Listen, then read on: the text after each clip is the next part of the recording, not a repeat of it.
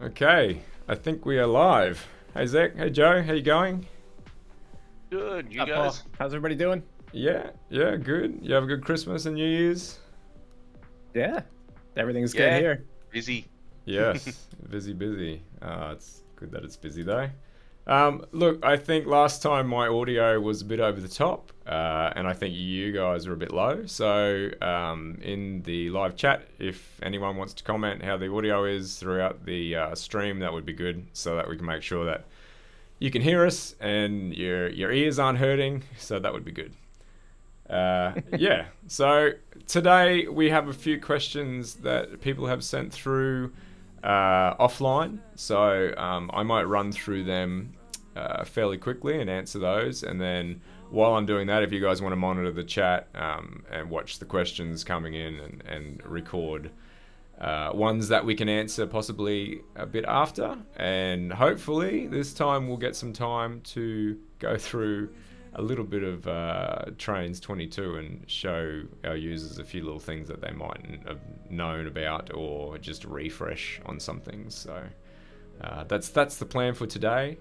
I hopefully won't be talking the whole time. Hopefully you guys will get a chance to talk as well, Joe and Zach. I realise I mumble on, so feel free to cut me off at any time. Will do. All right. Let's start off with some offline questions. I've got them in my second screen, so I'll kind of be looking this way a bit, and let me know if the volume cuts out. But there is first question from CBar3. What would be the first graphical feature that is implemented after DX12 edition? There's no specific graphical feature that we're aiming for straight away with DX12. It gives us obviously a lot more to work with as that rolls out, but there's not one that we're going to jump straight onto after DX12 gets created. Obviously, there are things like ray tracing that we will eventually get to, and not directly linked, but multiple light sources within a scene, like real lights, not decals. So yeah, there's those couple of things that we will definitely be aiming for. Another question, AndyFax425 says, is there a way to create assets for Mac users, since I can't be sure if Blender will work on Mac or just work for PC? Blender works on cross-platform for obviously Mac, so you won't have a problem there just installing that and using that. So hopefully that one is pretty self-explanatory. And basic content creation tools for Trains are much the same cross-platform as well. Yep. Cool.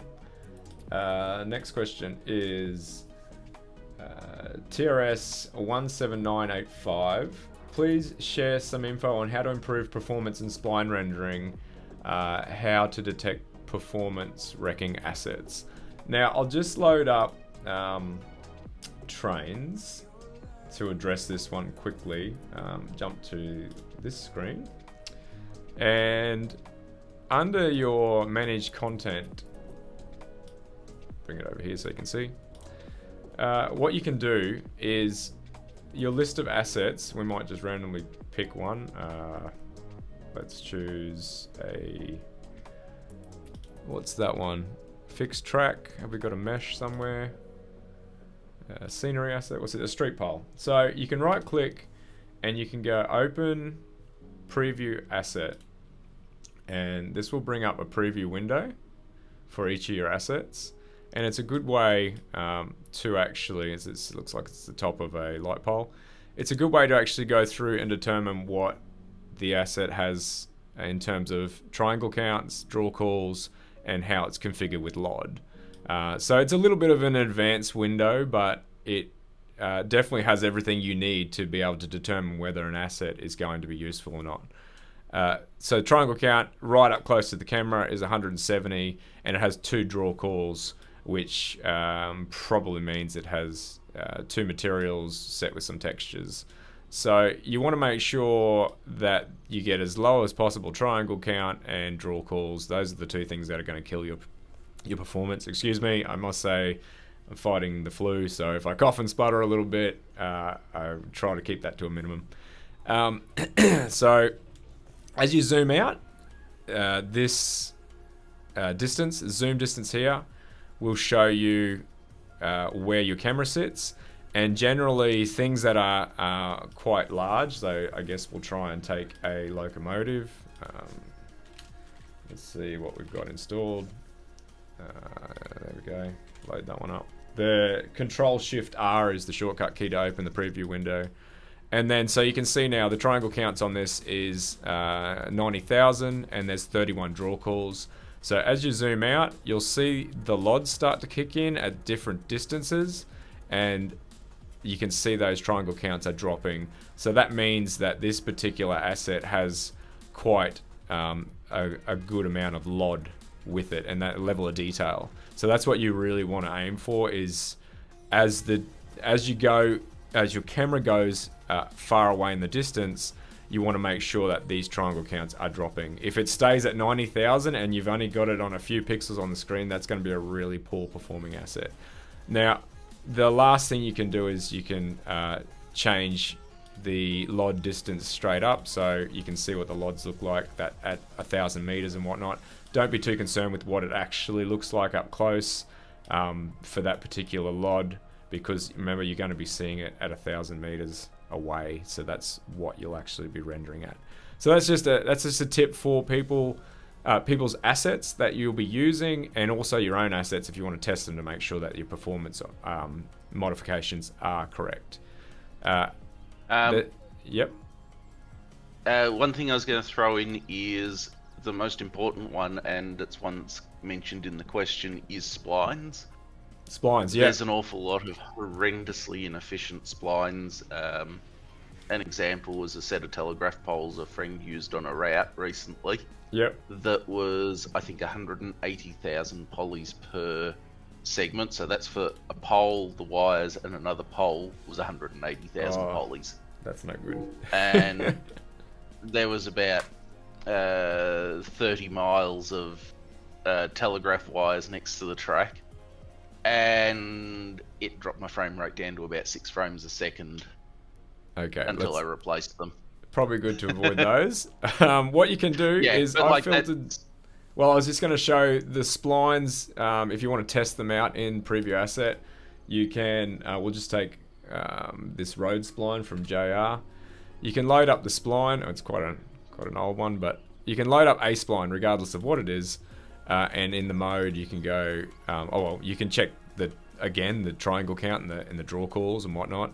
But you can also go to performance analysis under mode, and then what it will do is it will draw several rows of this, and then you get a triangle count for those rows. It's quite hard to see because it's quite a thin spline, but it will mimic you pasting these splines over and over again, and that's a way you can determine if it's going to be problematic if you have that many in the scene. Grass splines, for example, would be a good test here. And if it's sluggish here and you're moving around in this particular mode for performance analysis, then you can guarantee that putting those in your routes in that capacity, you're going to run into problems as well.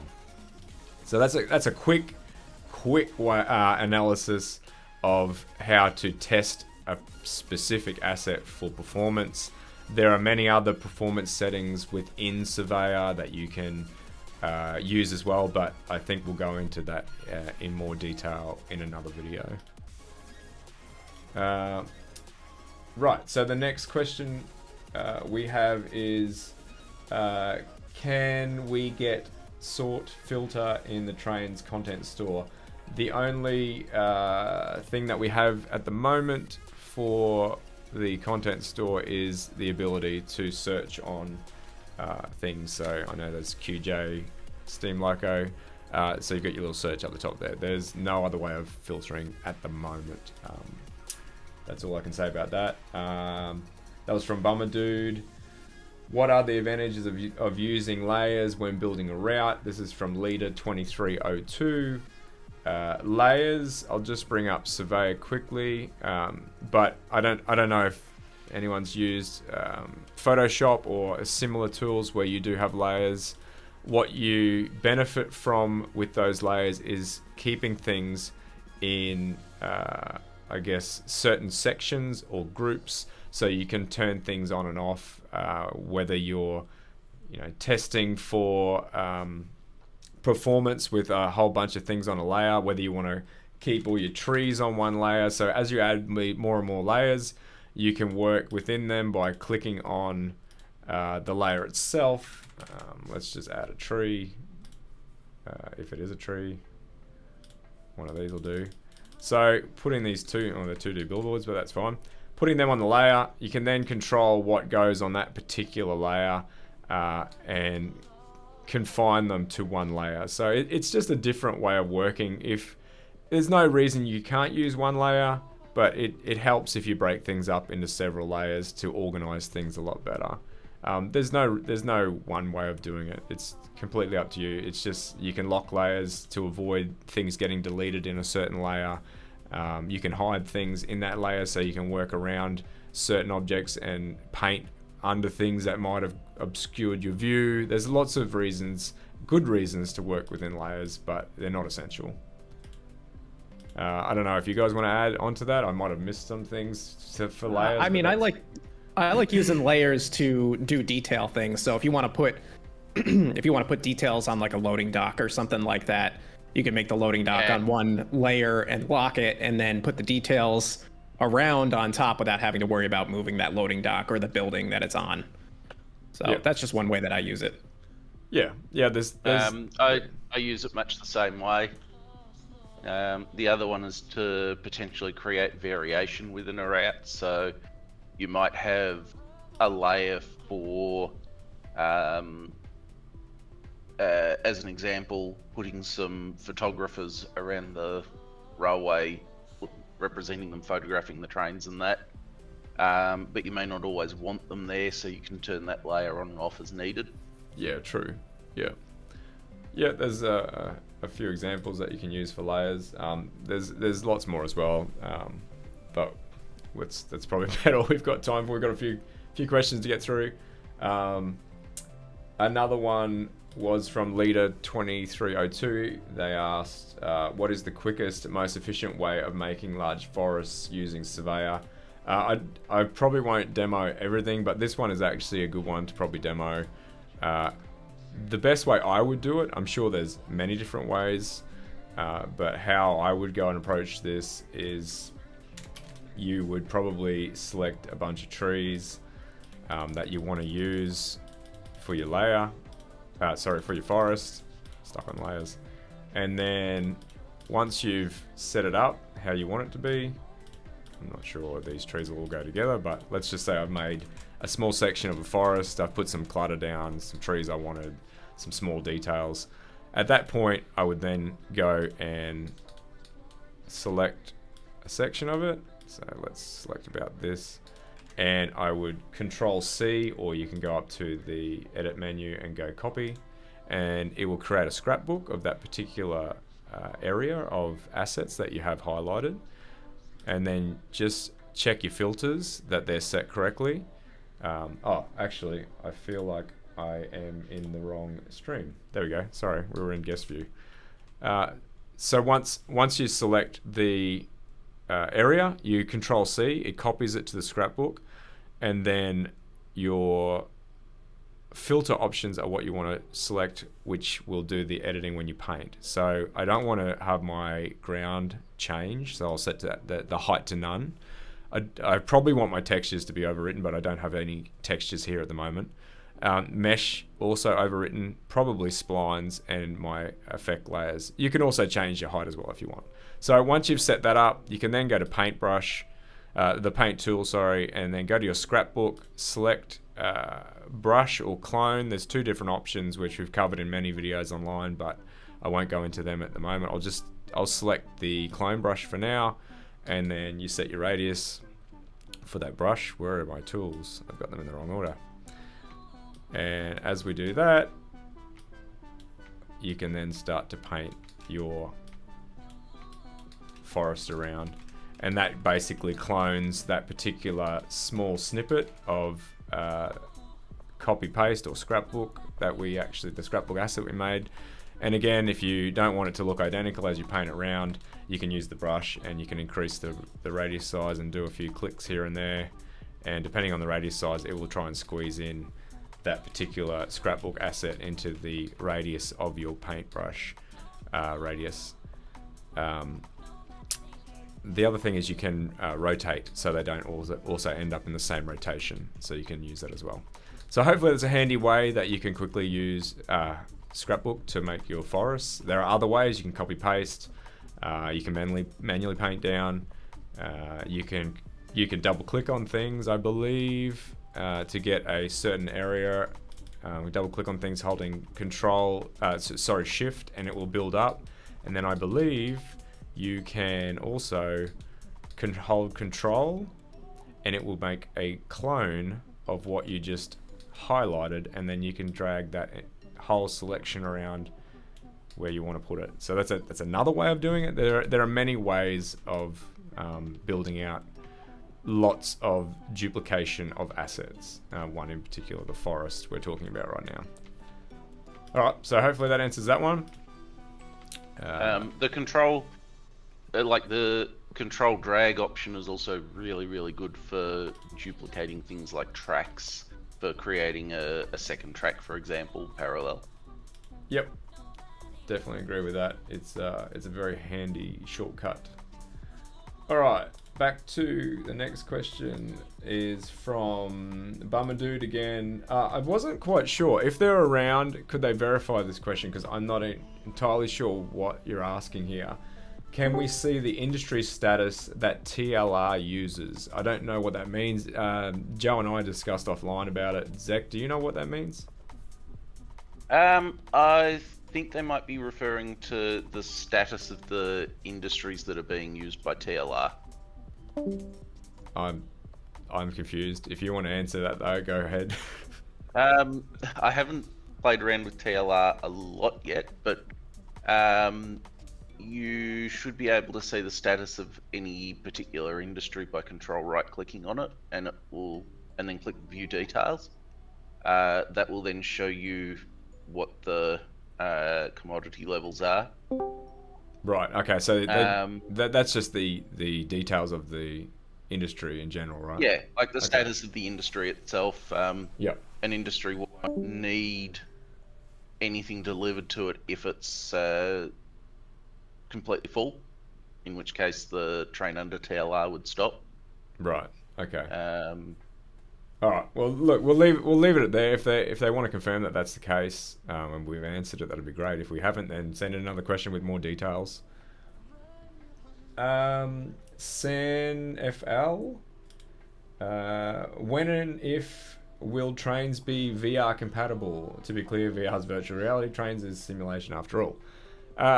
Look, we have been working on some VR stuff over the years. It's with Apple Vision Pro coming in the next month or so. We are still continuing down that path.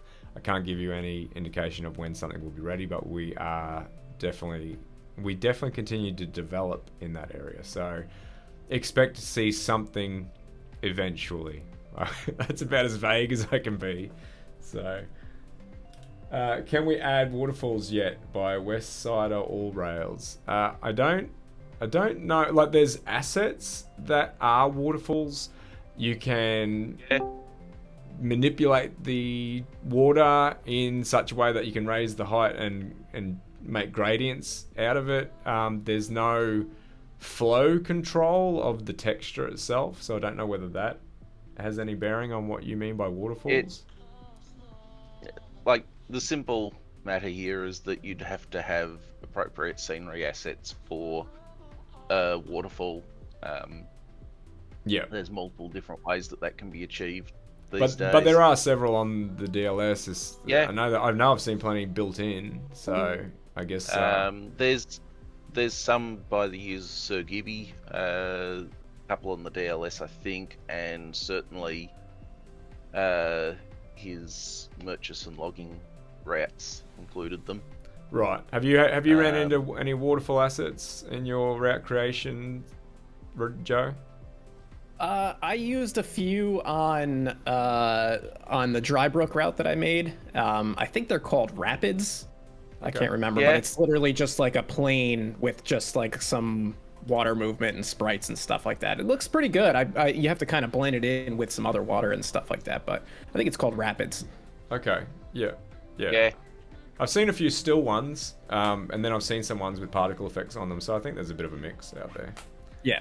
You have to know what to look for, like on the DLS. Like sometimes you have to search like a different language. You know, maybe get like a translator, Google Translate, and type in, you know, rapids or waterfall, and see, you know, look up Polish or Dutch or whatever, and you'll find something. Yeah. I guess download a bunch, check them out in the preview asset. That'll probably give you a good idea. All right, from AlexFax425, will there be any more routes from Trains 2001 to Trains a New Era being ported into Trains 2? Now, I think Trains 2, you're talking about Trains Driver 2. We're not doing any further work on Trains Driver or Trains Simulator 2 on mobile. That's an old code base, and we're not touching that one. We're adding DLC to it, but there's no real backporting of any routes being done there. In on our sense, Pro Trains is doing some of that stuff for us. So you maybe have a chat to them to see what routes they've got coming up next. But yeah, as for what we're doing, we're not addressing any of those older routes, bringing them to Trains Driver 2 or Trains Simulator 2. Again, another question from Andy Fax was along the same lines, so that should have answered both his questions. What is the best draw distance in the game? Gurtgen 8B6. I hope I've said that right. Sorry if I haven't. And then what are the best settings for the game for a smooth playing with the GeForce XTC 3080? So this is basically a settings question. We don't test across every single piece of hardware that exists out there. That would just be impossible for us, at least. So I'll just say underneath your launcher, you can go to your train settings, and under performance, you have a bunch of options under here that you should tweak based on your settings. Or your hardware settings. If you go and turn them all up to ultra, extreme, high, ultra, and then anti-aliasing the max, if you're probably not running, I would say maybe even a 2080 GPU, then you are going to, depending on what your draw distance is set to, you are going to run into performance issues like on some of the routes. It also depends on what content you're actually viewing. So there's a lot of factors here. It's not one size fits all. You need to tweak your settings based on what you're trying to do, what your hardware is, what content you're trying to run, and your draw distance and your settings in game. I'll just bring them up as well. So we go to settings. And then under settings, you will have a video settings option. And then this is the draw distance, maximum draw distance. So you can push this right out to 22,000 kilometers. 22,000 meters, 22,000 kilometers. That'd be a big one. So, that can draw a lot of stuff. And if you haven't set your settings correct for that particular route and your hardware, you're going to run into problems.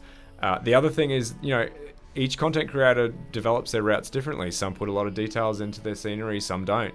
If you're playing a route that has lots of scenery and they haven't looked at the scenery they're using, and at the start of the session we showed you performance about assets, if they're using all performing assets that perform poorly, you're going to run into issues with the content you're running. So there are so many different factors. Because we are a heavy user-generated content application, you need to tweak and change your settings that are generally outside. I will make a note, outside the built-in content. We and a lot of the DLC. We will look into that and check that it is at a certain standard.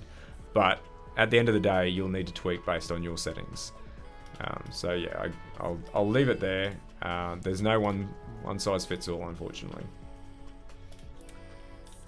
And then we've got another question from Craig Hearn, and I'll leave this as the last question. That's the offline questions, and then we'll move on to people in the chat. Is there a newer version of Mojave's Subdivision that can be purchased for a Mac computer? There is a version. I don't know if you're considering that to be new or not, but if you want to find out if JR is developing a new version, you'll have to jump over to the website or their website and have a look. So I think I got through most of the questions. Sorry if there was any missed, but send them in again and we'll try and get them next time. How are you guys going with the live chat? Did you manage to pick up on anything? Yeah, I've been replying to a couple of things. I've got a couple of questions from JB Vector here. Mm-hmm. The first one is there an easier way to paint an entire route with Turf Effects grass layer rather than making a giant brush? That one using I think it's the paint mask, grand texture mask, tools that makes a huge difference there. Yeah, what you can do, I'll try and briefly show you. It's not something that I actually actively do, but I know it does exist. Let me again jump over to previewing it. So let's load up a couple more baseboards. All right, if you create a new effects layer, and hopefully I've got some presets. Let's use clutter. Name it whatever you want to name it. Yeah, it doesn't really matter what we're using. Let's just use anything at the moment. So we're going to use these flowers. I just want to double check that we can see them. So we'll paint some down. Yeah, okay. So what you can use is a option in the settings that is your default value, and if we set this to 1, I believe it will flood fill the route with the effect layer throughout the route. Well, I thought it would. Maybe it's because I've created it already. It won't do that. Let me just try it again. It you might need to do that on creation. Let's go test 2. This one. Apply. Yeah, okay, so on creation of the actual clutter layer, so we'll get rid of the first one that we made. So when you're creating the layer for the first time, when you set it to the default value to 1, it is going to flood fill across all your baseboards, so you can see it's been flood filled. But you obviously don't want flowers everywhere, obviously. So what you can do is what Zek was saying before, is down the bottom here, you can use a ground texture mask. And let me just go to a ground texture. I'm going to just use this one. And it's Horizon Rock 6. So let's just make a note of the name. And then as you add that to your mask layer, and you can have several layers, several masks or texture masks. We'll go to, I think it was Horizon. Did I spell that right? Is it Horizon? Oh gosh, what does it say over here? Nope. Rock 6, there it is there. So we select that one. And now you can see that because it's masked, it will only show up when you paint that texture. If I paint that texture. As you paint that texture around your actual route. So that's one way of flood filling. And then if you don't want it everywhere, you can limit it to, you might have a texture that's been painted in all the areas that you already want that particular clutter or turf effects painted on, and you can just link it via the mask option. And it'll give That's you pretty that cool. result. I didn't even know that. That's really neat. Yeah, they're handy. And a good part of that is you can then paint out the areas that you find you don't need. So if it's overlapping onto a road or the track or something where you don't want it, you can paint it back out. Yeah, you can Very just cool. you can go paint again, and it'll update what ends up being there. So it's pretty. The one handy. thing you can't do is you can't paint it onto any other ground textures using the brush. You have to add them to the mask first. Yeah. But yeah. having a second effect layer specifically for manually painting in the effect layers you want isn't too bad of an issue, or you just add the other ground textures to the mask. Yeah, Is that's there a right. limit to how many you could do, or? I don't think there is. I mean, I've never hit it, but I'm sure there'll be a no. limit somewhere. But it would be a big limit. I will actually add. People will probably say, "Oh, well, you know, I didn't really want that particular clutter layer, effect layer, to actually be outside the texture mask." Now, you need to note that this is a settings option in your effect layer under the density binding. So you can't tell, but each effect layer paste, or I'm going to call it grid because that's what it is. The density binding is based on a grid system, and the reason why some of this stuff is sticking out, like take that one for example, is because there's a 10 meter by 10 meter grid that it's painted for that particular area, and that's the reason why it's decided, well, I'm going to keep that because more of the 10 meter section is on the texture than off the texture. But if you want more fine precision detail, or control I should say, you know, you drop this down further. It does make your route bigger because the more data you're kind of adding to, the more it has to store, right? But yeah, now you can see most of that stuff is sticking to the texture because I've changed the grid to be 2.5 by 2.5, not 10 by 10. So that's just a note on why you might say, well, it's not really working properly because it's spilling over the side, but it's really comes down to the data binding you're using. So you really want to play around with that.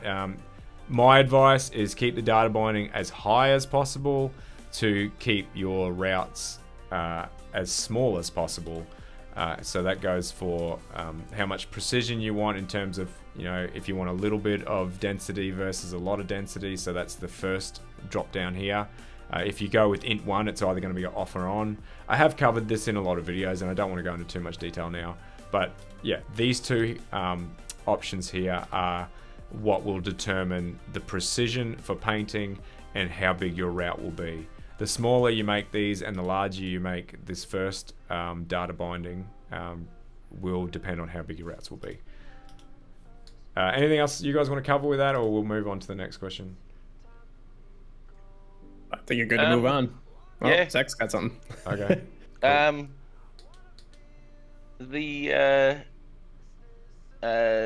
Two people have asked us if there will be a bulk asset update equivalent in Surveyor 2. We already have the basic one where you can select an asset by either just selecting one of the asset or by double clicking on it, and then there's a replace asset with selected.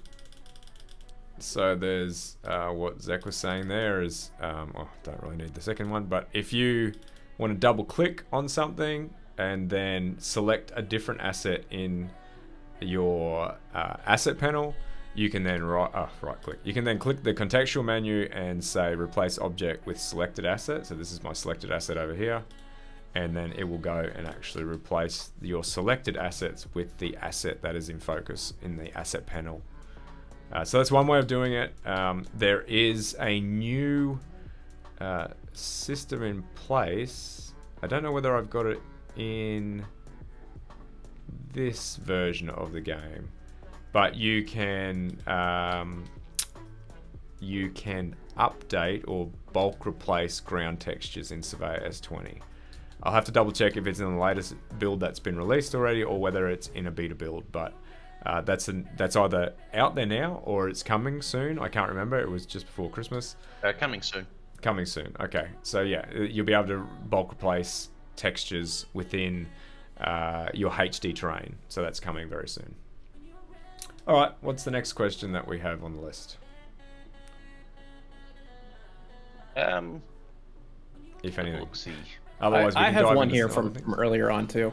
Yep. From JB Vector. I don't know if this even really applies because I'm not sure if I understand the question entirely, but are there any plans to use any upscalers, e.g. DLSS or FSR, to help performance with ray tracing? Most games that utilize ray tracing have some sort of upscaler, as native ray tracing tends to be quite resource intensive even on higher end PCs. Yeah, I think that is the way we will go about it. There's a few different ways of doing that. I believe even Mac will be one of the first that do it. They've put some support out there that I know the developers are utilizing. So we'll be doing some upscaling, definitely to help with performance. And then depending on how well that goes, I think that will quickly move across to PC as well. So the answer is yes. Yeah, we will be using upscaling. I got another question here from Azul Costa. How do you make tunnels with HD terrain, without portals, and without dig holes? I think, did we cover this last time, maybe? I think we did touch on it. Yeah. I don't think we did it without dig holes because I guess the terrain would yeah. be showing through the tunnel.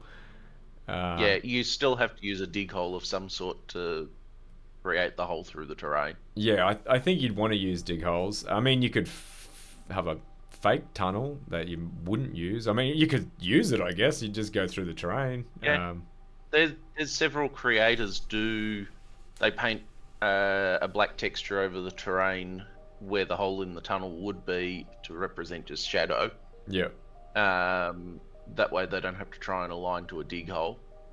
Right. Okay. I mean, I can get why people don't use dig holes because they don't like that the I guess the terrain is not around it perfectly, the tunnel, but you can easily fill that in with a bunch of little assets or you play around with it depends on a lot of factors there. A lot of the smaller narrow gauge railways, you end up having to use about 100 assets around the tunnel to try and hide it at times. So Right. it's sometimes, especially if you're working with really odd angles. Yeah, okay. But Alright. that's an option. The user Phil Skeen, who's got quite a lot of routes on the download station and the train stored, uses that technique a lot. And The so long as painting the terrain or using painting the terrain. Yeah, okay. It looks quite effective a lot of the time, but it just depends on what you're after. If you want to be able to see through the tunnel, you have to use a dig hole at the moment. Yeah, right. Okay. All right. Next question. Is there any more questions? Hopefully we'll get to touch on some other stuff today, not just all questions, but we'll see. Last time it filled up quite quickly. I haven't really noticed a whole lot. I have one more that maybe Zach could possibly answer. Sort of I'm just going to distill this question down. How does one go about uploading content for payware routes for MPS, or for MPS and payware routes? So I've actually done this myself recently with my own Healesville route. What I did was I created a new local data folder on my computer. That then I installed the payware Healesville route into and installed a local copy of my route. So I created a clone of it and installed that so that it's not linked to the payware route apart from dependencies. It's just a normal route at that point.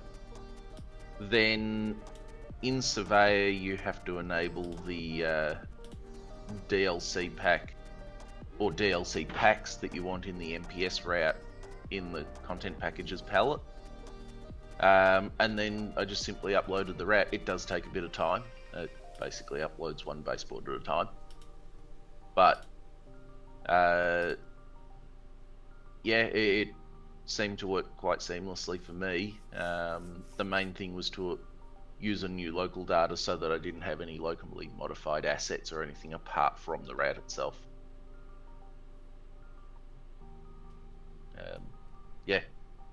Cool. Sorry, I was just reading some of the Discord chat to see if there's anything else. So I kind of zoned out there. I'm not sure. Not sure if I needed to say anything or not. Probably not. That, I think if you can show the content packages palette in Surveyor, it'd be good. Oh right. Just Yeah. to Okay. show how to enable packages for an MPS route. Right. I'll let you. I'm not really up with it. So. Yep. Yeah. Cool. Let's go with that. I was just reading another one from Pacific, I think. Speaking of updates, I was wondering when the next one will release. The next update for... Oh, let me just check. The next update should be in the next...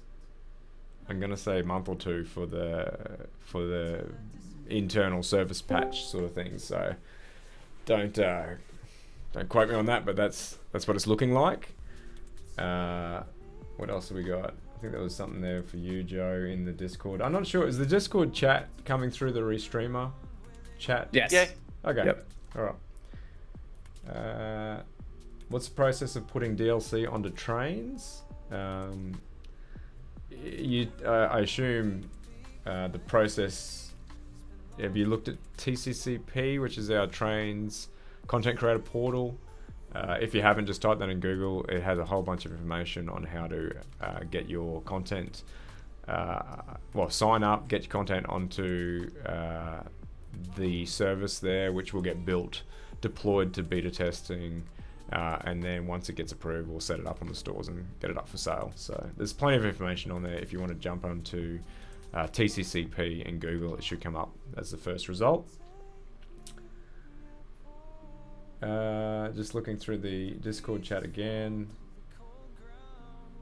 When can we expect Surveyor 2.0 to come to TS3 mobile? We're looking like the first edition of Surveyor 2.0 onto mobile shouldn't be too far away, and I think it'll be on iPad, iOS to start off with, because that is going to be one of the quickest things that we can do. Obviously, Surveyor needs to be have its UI adapted for phones, so once we get to that stage, then it'll come out on phones as well. But for now, iPad will be the quickest way forward, so that's where we'll be heading. I don't think I can see too much more at the moment, in Discord at least. I thought I did see something in Restreamer a bit there. Is trains coming to console like Xbox or PlayStation? Yes, this year. I mean, we did release a little Christmas card with a very, I guess, hard hint, but not sure how many people got it. There is definitely a console version in the works. Xbox will be the first platform that it releases on, and we're hoping it will be later this year, which is quite exciting. What else? What else? I thought I did see something else. I've seen a couple questions popping up regarding lighting and weather updates, which we seem to talk about every time we do one of these. So I don't know if you want to mention it, or it seems to be a much requested feature. Yeah, it's a difficult one. It really needs a more attention than we can give it at the moment. So currently we're not going to be venturing down that area for now.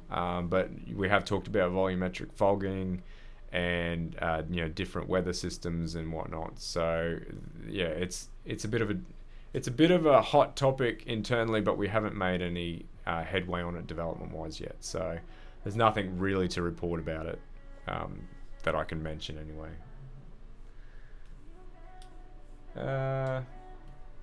Look, I'll let you guys look through the chat a bit more. What I might do is I wanted to cover a couple of things last time, but we didn't really get much time to do it, is for some of our new users, or maybe you're only a year or two into trains and you're still not familiar with a lot of things.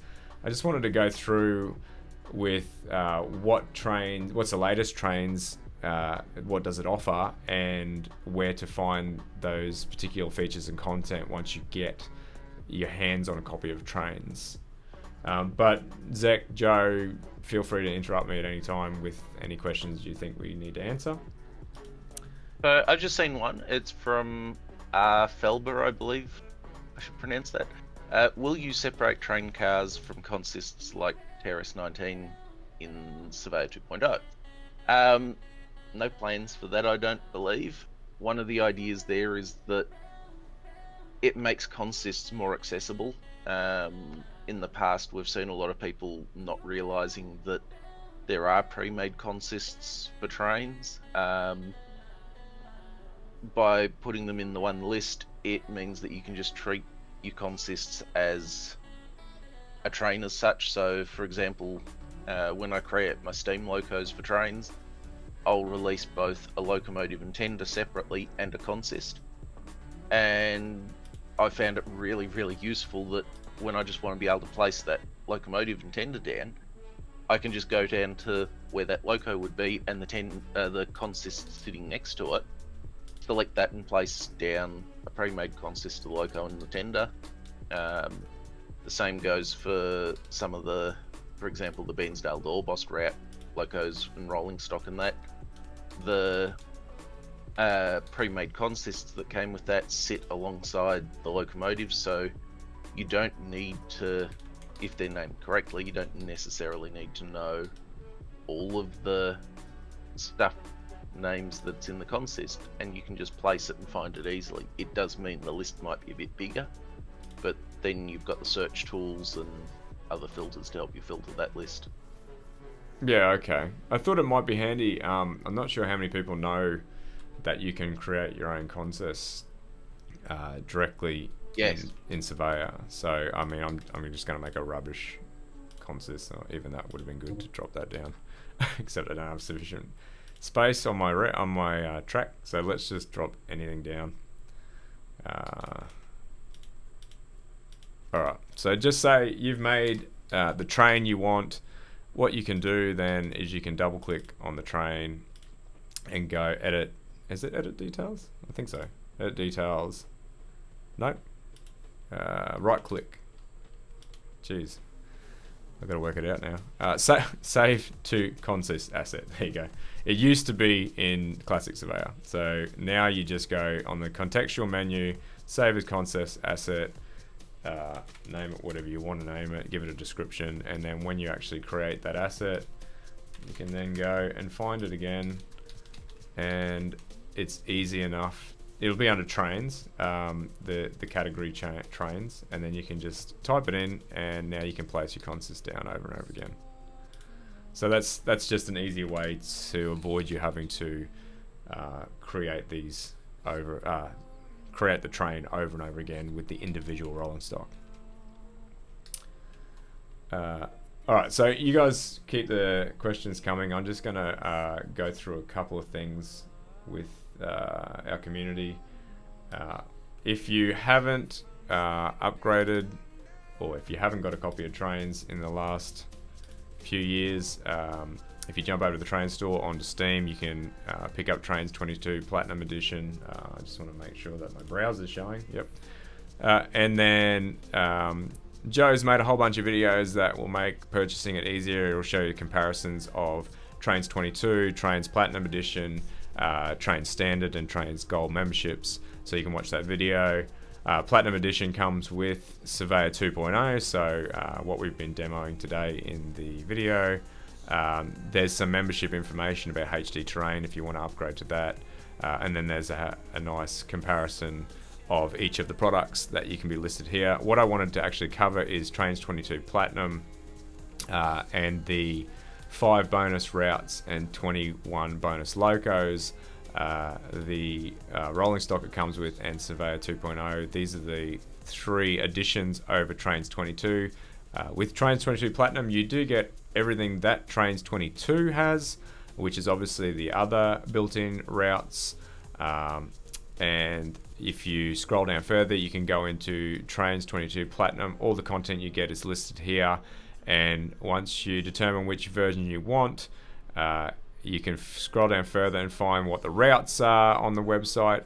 And if you decide to purchase Trains 22, I'll now go into the actual way of finding that content, because we do get a few questions from people that say, oh, hey, you know, I bought the latest version and I can't actually find where the content is.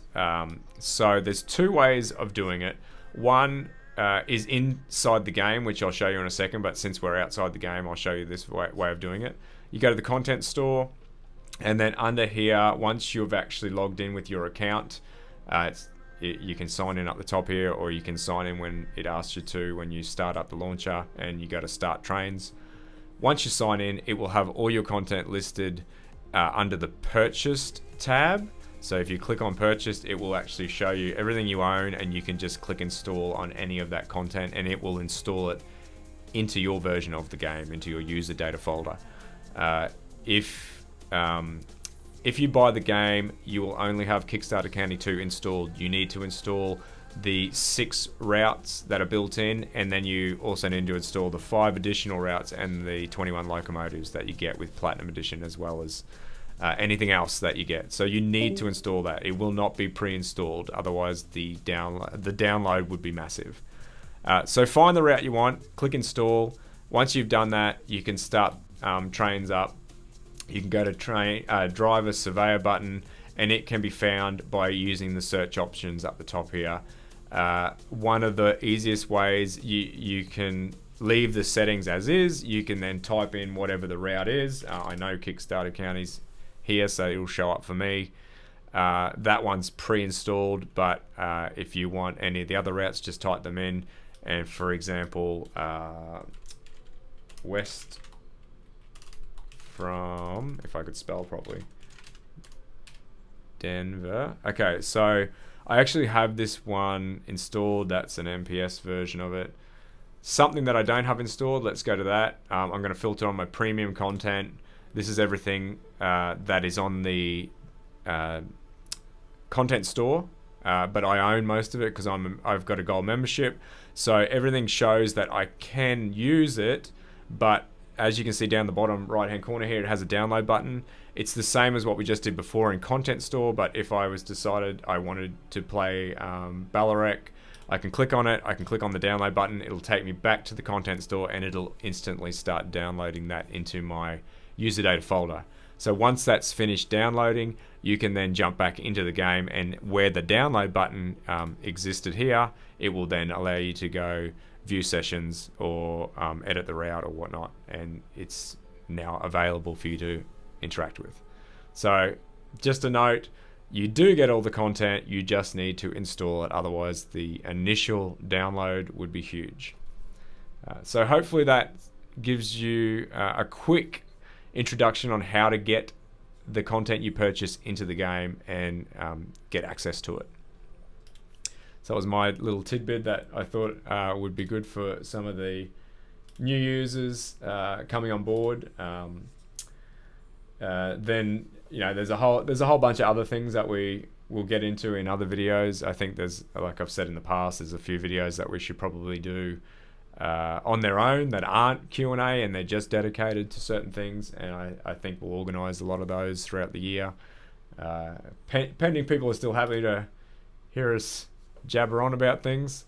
Hopefully they are. Is there anything else in the list of questions that we need to answer? I saw a question just before. Actually, 2 questions. One was, will we improve Trains multiplayer, and alongside that, using additional content with multiplayer? So the main focus these days is multiplayer surveyor, which is actually multiplayer surveyor and driver. There's been an awful lot of improvements made to this in the last 6 months even. And a part of that is you can now select which DLC packs will be available, or which DLC packs are used in a multiplayer surveyor route. that also means you can make custom content packages for multiplayer surveyor routes. Because of the complexities of trains content, particularly train cars, different sizes, different lengths, different weights, all that sort of thing, we can't just drop back to a generic mesh like some of the other games do, because there's no way for the game to know which generic version it should be dropping back to. So you can't just use any content from other sources in it, but you can use any DLC pack or make your own content packages for an MPS route. Yeah, so basically the old way of using multiplayer, it's legacy. We're not supporting that anymore. I think we said in the previous video. Moving on, MPS is the way forward. Again, the name's probably not correct because it is, as Zach said, it's building and driving online. So yeah, it's the only option for multiplayer really moving forward. Another one I've just spotted. Any plans for a first-person view or similar for walking around stations, the world, that sort of thing? There is a walk camera in Terrace 19 Platinum and newer, Terrace 22, Terrace 22 Platinum, Trains Plus. One of the problems is that essentially no content in Trains has been built with any sort of collision box. In the past, it's not really been needed, and even with support for collision boxes for particle effect collisions with PhysX, basically no content has supported it. So such a feature would require all of the content in Trains to be updated to support such a thing. Otherwise you're just going to walk through the platforms rather than over them. Yeah, there's like, we do have our first person camera which you can walk around Yep. and walk through things, no doubt about it. As Zach said, DirectX does create convex hull collision box for each of the objects. So while it could be made to work, it really needs specific collisions, especially around things like cabs and anything intricate to allow you to walk up into the cabs and whatnot. So at the moment we're not looking into those sorts of things. Another one was about session tools. And there's no real plans for us to overhaul them up outside of the TLR work, as far as I'm aware. The session rules? Yeah, session rules, driver commands, that sort of thing. Yeah. But one of the things to think of is, and this is what I tell a lot of people, and it's how I've built my sessions, is think of it a bit like setting a stage or the set in a TV show or a movie, or things where you work out a very specific plan for each train to follow, like they're actors in a movie, and make everything as specific and, I guess you'd call it, linear as possible. You can add a lot of variation with that, but the main thing is to have it all planned out so that when the trains are running, when the player's driving around, you as the session creator are taking control of what everything's doing.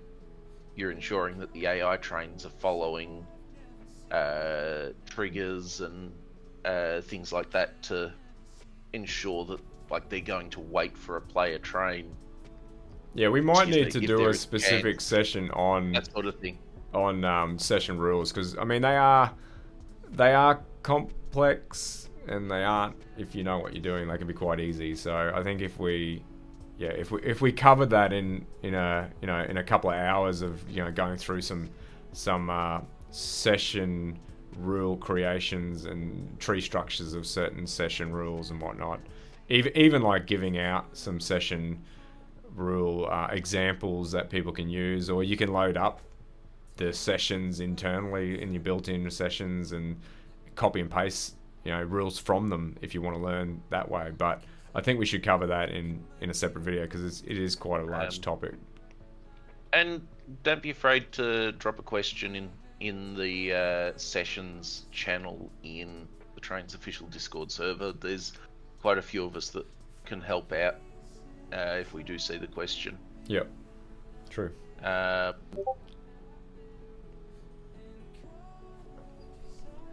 There is another question here from Crimson J21, who has Trains Plus Gold and can't find or use the new Tornado pack.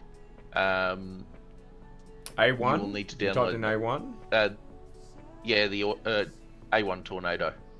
No, have they typed, I assume if you type in Tornado, it should show up as well. So, you'll have to find it in the content store, as Paul showed a few minutes ago, for downloading content, DLC packs. It should be shown under the name Tornado.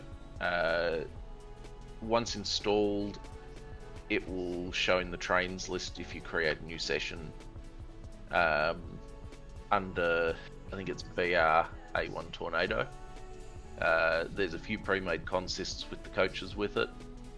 If you still aren't able to find it, please just submit a ticket to the help desk and we'll definitely be able to help you. Yep. There was a question specific to Xbox. I won't go into any details at the moment where we've got a wish list of things that we want, and more information on that will be released as the months go on. So just check out our website. There'll be a dedicated page for Xbox soon. So a lot more information will be released soon. How are we looking for time? That's about an hour or so. Your storm holding up all right over there, Joe? I know you mentioned you may be blown away. Yeah, it's coming down. I can hear it blowing on my windows, but it doesn't sound too terrible yet. But it's starting to come down now, that's for sure. Okay, so if Joe becomes a black image, we know the power's dropped out. Yeah. All right, no worries. I've got some other things that I can talk about in terms of beginner things. I don't want to go into too many intermediate and advanced power user options in this particular video because that will extend the video for hours on end. But is there anything in particular that you, Zach or Joe, would like to mention to the viewers that you'd like to cover briefly? I can't think of anything specific here at the moment. No? Yeah, I don't think I have anything either. I think it'd be good to just carry on with what, if you want to demo some other things for some new users and that sort of thing, I think that would be beneficial. Okay, cool. And we'll just keep looking at the questions as they pop up. I'll continue making a list. If anything stands out, I'll let you know. Okay, sounds good. The things that I did want to cover in the last video was how to navigate the menus. I thought that although it's basic, some users might find it daunting when they first load up trains. I will note we are working on a new main menu, but I will be covering the existing one that exists in Trains 22 and Trains Plus. So let me just check I'm on the right screen. Yep. Alright, so under when you first start up Trains, you'll see a launcher, and then you can hit Start Trains. It will ask you to put in your username and password to give you access to the game. I will note that this particular version I have has all sorts of custom things installed, so it's not going to be the version that you see. You'll get a nice menu in the background here with your locomotive put here, not a helicopter and a roundhouse. But for now, that's what my custom build has. You can go into Driver Surveyor to find all your locomotives, routes, and sessions. You just need to know what to filter on. So under, if you want to go back to the main menu, if you want to look at your locomotives, you can click on My Collection, and this filter option will be set to show all the locomotives that you have installed. So clicking on any of these will show your particular locomotive in the correct main menu route. As I note, this particular one is something I was just messing around with, and next time I'll try and get you the right main menu. So yeah, you should have all your locomotives listed down the bottom. You can also use this little chevron. When you click it, it will extend the list view so you can see it a bit better with all your icons. I do have a lot of content, so it does take a little bit of time for me to load in, but hopefully it will be instant for you. So when you do click on one, it then will replace your locomotive in the 3D world so you can take a look at it. Moving back to Driver Surveyor will just put us in the same menu with different filters, and it will show the routes in as default. You can drop this down, you can list all content, trains, locomotives, tenders, rolling stock, routes, sessions, tutorials, and multiplayer. Once you select the asset that you would like to have listed, you can then go to the source and decide whether it's from the download station, whether it's installed, or whether it's on the download station and not installed. I'm not sure if that actually is correct. It might list everything from the download station, whether it's installed or not. Worth checking on that one. Installed, purchased, my content, which is any content that you have created. Built-in, which is the assets that are installed and built in with this particular version of trains. Locally modified, so you might have changed something. It mightn't be your content or not, but you might have changed it, and that will show up as locally modified. Premium content is any DLC that you have access to or not. So I believe the green ones are the ones you have installed and have purchased. There is a legend here, we can look at that. Installed payware is the green, uninstalled payware is yellow, which means you have actually purchased it. I think it's a little confusing. No, I think it will actually tell you whether you need to purchase it or not. So basically green's installed, yellow's not. That's all you really need to know. And favorites, if you've actually used this little button on any of the assets you might like this particular railway, you can click it in as a favorite, and then anything that you have favorited will show up in the favorites source if you decide to filter on that. And then you've got a further one as all owned, not owned. So these filters are how you will get different assets showing up in your asset list for the main menu. And it's good to know and play around with these to find the assets you want. And if none of those are working for you, or there's just too much being listed in the actual asset list itself, you can then come up into the search and you can type in something and it will show you that specific asset that has that name in it. So that's navigating around the menus. Learn to Drive will show the tutorials, pending that you have them installed, or I think most products come with the tutorials, so you definitely will have them installed from the get-go. And more content will be filtering by premium, not owned DLC, but I own all of it, so I don't actually have anything show up at this moment. So if I go to owned, it will show all the DLC for me. So that's just a little introduction to the navigation of our main menu.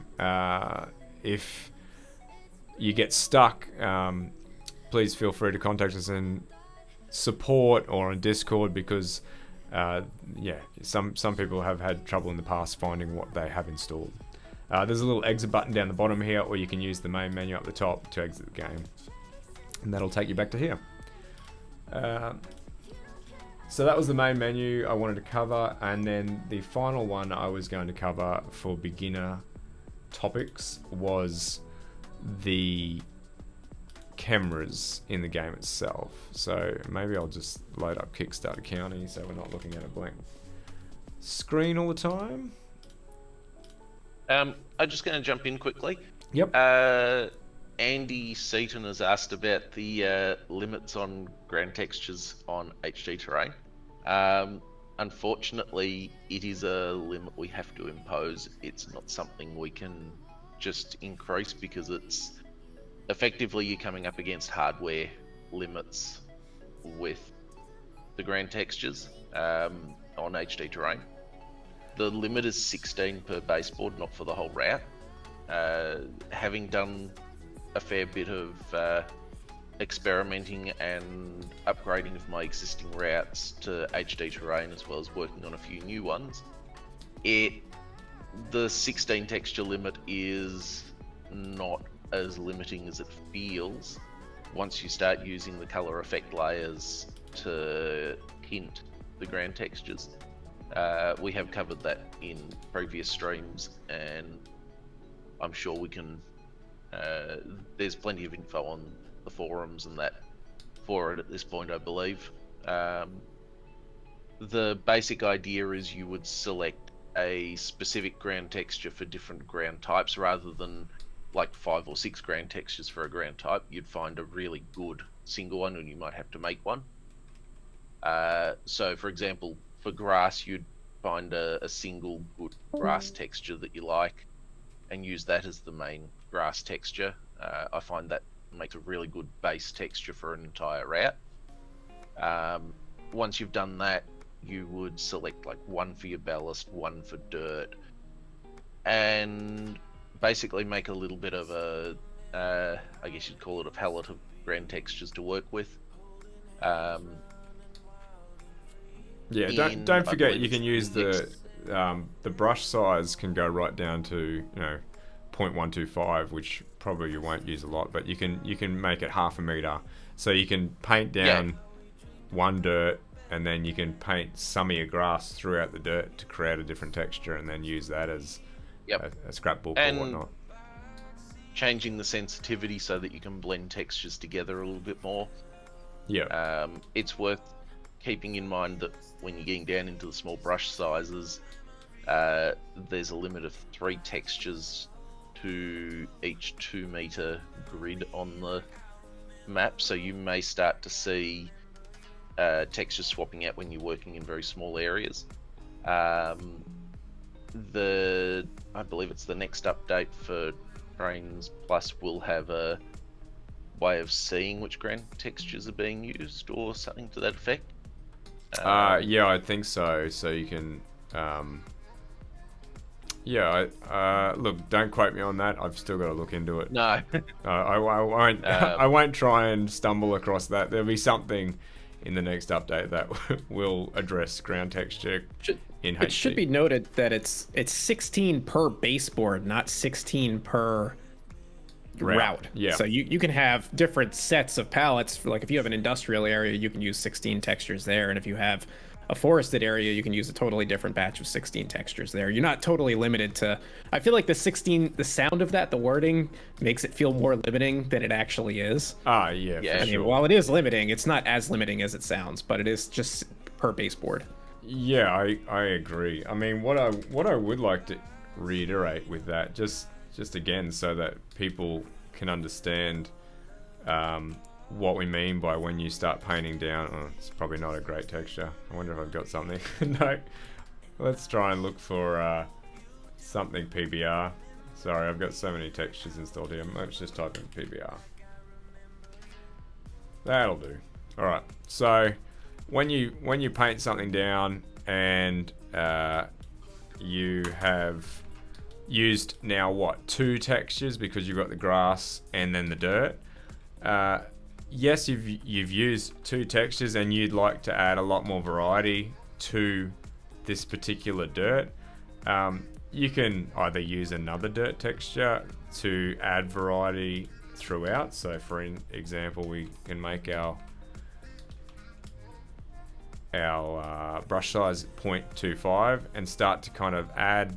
You don't have to do it over such a big area, but if you took your time and you added a bunch of variety with 2 dirt textures, you might even go back and grab your grass texture again and start to kind of paint that through.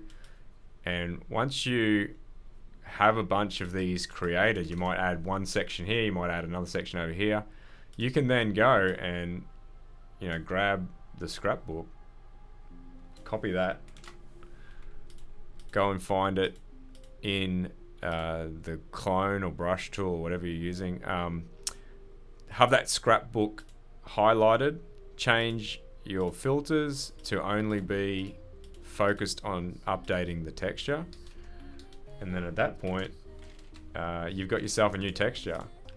That was not exactly what I wanted. How did we go there? Is that identical to it? No, it's not. Let's have a look what we ended up with. Now, does the grid Oh, it's the underneath it's that the count as a scale. texture? It's the scale. Yeah, there we go. Just check so- that your scale's set correctly, because now it was trying to scale down my copy, and you can see with the grid lines there, as you start to scale this down, I believe the grid line in there will show you the scale that you will get out of that. See how it lines up with my yeah, that's right. So it's working as intended. If you go too big, you're going to get a blurred out version of it, like a low res version, because it just at some point it will slow down trying to paint it at such a high resolution.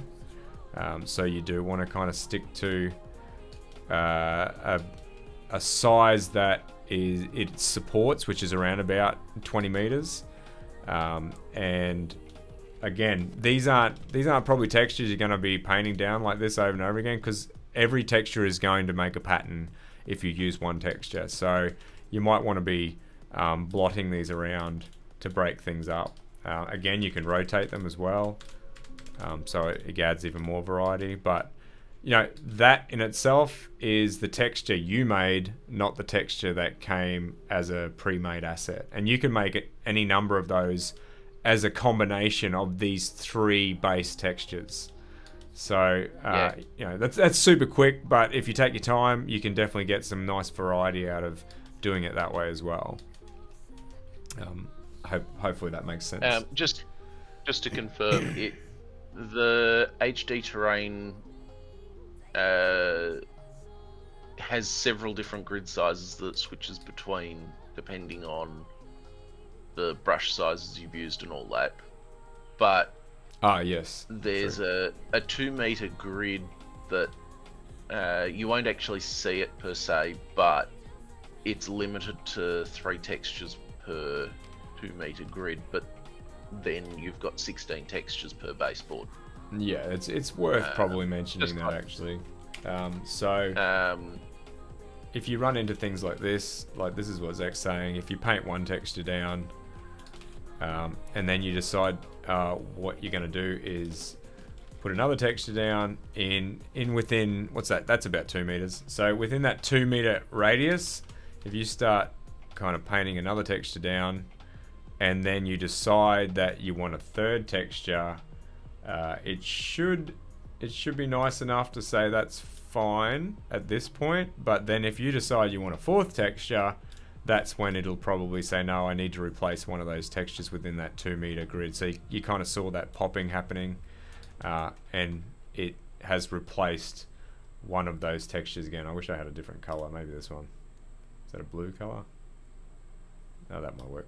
So you can kind of see that it's removing one texture for another within that small grid. You know, if you start to paint somewhere else, it's not going to have that effect, but it's just something to be aware of, that there's a limit in such a very small area of patch of your terrain. If you use more than 3 textures, you'll see one getting replaced with another. It's just a limitation that we have.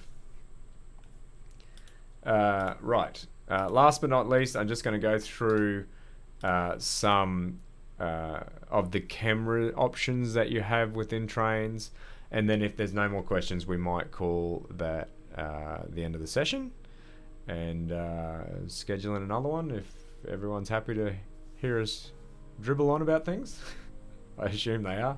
No comments that say they're not. Alright, this one's just loading up. Is there any more questions in the chat at all?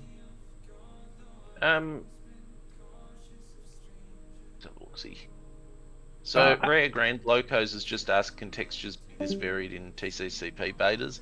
Absolutely. We can take HD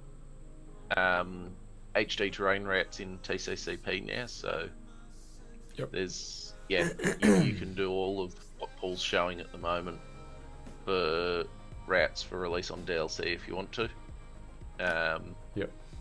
It's worth keeping in mind that will restrict which versions it can be accessed with, so only TRS-22 and Trains Plus versions, and on Terrace 22 you will have a limited. It will show a lower detailed terrain than the Trains Plus version. Yeah, so they are supported in Trains 22, but the resolution won't be as high as it is in Trains Plus. Because Trains Plus supports HD, Trains 22 doesn't. And that's including Trains 22 Platinum, but Trains 22 Platinum does have S20. Just go on the website, it will show you all the different options. Right, so finally, for newcomers who want to actually look at camera options, up here in the camera menu, I believe that's what it's called, yep. Camera menu, you have a whole bunch of different options. Cab view will put you inside the cab. Chase view, I may as well throw down a locomotive and demo them while I'm talking about them. I really need to use a user data folder that doesn't have a terabyte worth of content installed. Probably would make things a lot quicker. While that's happening, you have walk. So I believe someone was asking about first person view before. So you do have an option to walk around first person, but there's terrain collision but nothing else at the moment. We do have the option potentially to turn it on, and for things like fences and buildings, you know, it would work quite well because obviously the DirectX can work those collision boxes out quite easily, but for things like cabs, you're going to have to do custom collisions on a lot of things. So there is the walk option. There is a fly option where you can fly around the map just like Superman. There is a drone option where you can use page up, page down, forward arrow, left arrow, right arrow. So it acts just like a drone. So that helps you. I guess I use a lot of these different cameras when recording video or trying to capture some sort of smoothness with the camera itself. And then you got map view, which will take you out to the map itself. Worth noting, in HD terrain, this is all 3D now, which is quite nice. This is the 2D version of it, which you can see it transitions to the 2D thumbnails and back to the 3D world. But in HD terrain, all this remains 3D as we zoom all the way out, which is kind of cool. And then we've got, is car mode? I'll let you explain that, Zach. Does that actually hook onto a car? It should do. Yeah, right. Okay, so if you've got traffic it'll enabled... place the camera above a car travelling around on the roads. Yeah, right. I don't know if we actually have any traffic in Kickstart County at the moment. Probably not in Surveyor, at least. Yeah, you'd have to unpause it. Yeah, it would work that way. This is taking an awfully long time for my machine to process all my content, so I think I'm just going to say this is cab puts you in the cab. Chase mode will put you just outside the cab, attached to the train still. Line side is an interesting one. Not all routes will utilize this, but if you see these cameras that are placed around your map, then the line side view will actually, if toggled, it will use whatever camera is closest to the track, or closest to you I should say, and it'll attach to that camera. It'll face in that direction, and that's the view that it will give you. Once your train goes past, it will snap to the next camera that's within the distance of the train, I believe. Let me just put something down and we can probably just do a quick demo of it. I'll go to the trusty, maybe I'll have the A1 installed. Maybe we can use that. Pushing my luck maybe. You're asking your computer to do a lot. Yeah, I know. I should have just kept what it was happy with. Look, I know I always go back to the SD40. We'll just stick to the default train that we use in the tutorials.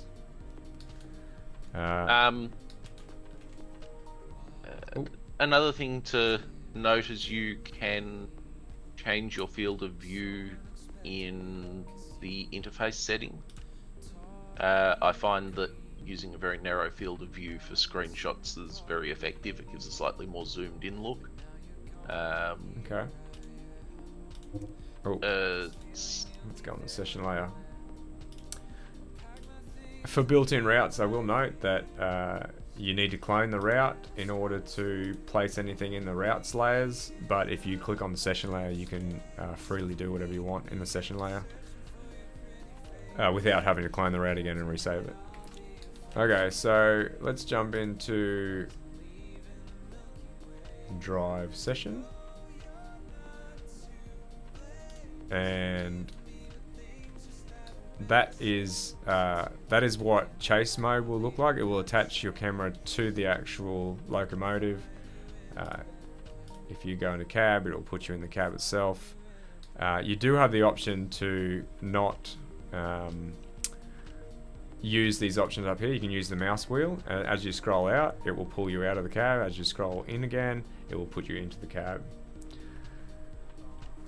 Then line side, like I said, it will attach you to the closest line side camera to that locomotive, and as that locomotive moves along, let's just move it along with the shift key to make it move forward. It will then attach itself to the next camera that's closest to the train, hopefully not too far away. There we go. So that's line side camera. And then you've also got your free roaming camera, which is the default of how you will navigate around in Surveyor, but you can also do that in Driver. So that's just some camera options that will help you get acquainted with trains if you don't know those cameras. And then there is a whole bunch more that we will go through based on beginners, intermediate people with trains, and also power users in the future. So I'll leave it at that. I will ask one more time if there's any more questions. If there's not, then we might wrap things up and reschedule for the next month. So there was a question just came in. Yep. How are you speeding up and slowing down the game like that? That will be the debug mode in trains. There's an option in the settings to enable it. I can show you. It's really, it's mainly used for QA purposes. I don't recommend you probably playing the game like that. But if you really want to know where it is, you need to enable it in the settings, as Zach said. I'll just jump up. So under settings, in the interface, no, is it general settings? Sorry. Enable default feature will allow you to then press the shift key, and it will speed up the time scale. Yeah, whilst you're in the settings, under interface settings is the setting for the field of view as well, so you can change how just at the top wide your field of view is. Yeah, cool. Yep. Yeah, there's a whole bunch of settings. Have a read. There is. Have a play around. There is also an option in the control settings to set a key control you can use to enable changing the field of view. So I normally use the left control key, and then you hold that key and then scroll your mouse wheel, and that will then change the field of view. So you can rebind. You can rebind your keys in here, yeah, if you need to.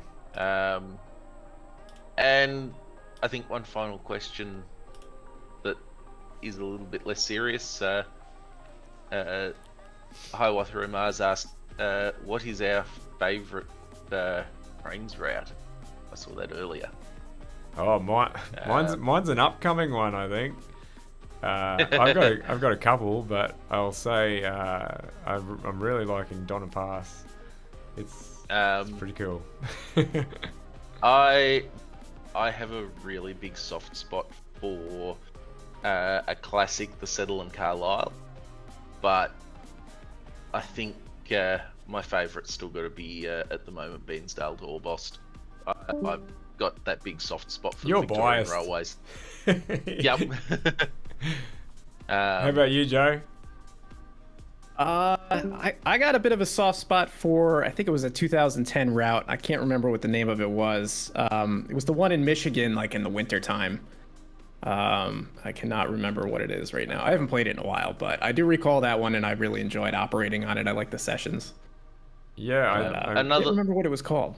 I have to look it up. Another favourite of mine would be Midwest Grain from Jointed Rail. I actually spent some time a little while back and put updated speed trees on it, and that's so I could continue using that. yeah. There have been Running many. those massive grain trains. There have been many a good route over the years. Oh yeah. I was trying to look for that one actually, Joe. I just wanted to look it up myself. I thought it was it NEC Willington or something like that? No. Or Debrecen, maybe? Let me see. Ah, look, there was some good routes. I mean, you can still play them now, which is the best part. Oh yeah. It's the I think it was the Conrail Lincoln Secondary or the CN Holly sub. Okay. Oh yeah. Yeah. One of those. Ah, the good old days, hey. Now that are out, so hopefully we can do some revamps of some of those old routes in the near future. That would be good. Put them up on MPS or something, and everyone can get involved. Oh yeah, that'd be cool. Yeah. All right. Well, look, thank you for joining us for another training days. Hopefully you learned something. Hopefully we answered most of the questions that you guys have asked. If you want to ask a question offline, there's a form that is on Trains Plus, I believe, down the bottom in the section about training days or live streaming. Please add your question there, and we'll get to it in the next stream. Otherwise, look out for the posts about the next stream. It will be the first Wednesday of February at 9 a.m. Australian Eastern Standard Time with Joe, myself, and Zek. And we will look forward to streaming again in February with you all. Thanks for watching. Thanks, Joe. Yeah, we'll see you Thanks, guys Zek. next time. Thanks for joining See you us. guys next time. Cool. Fun. Bye. There's.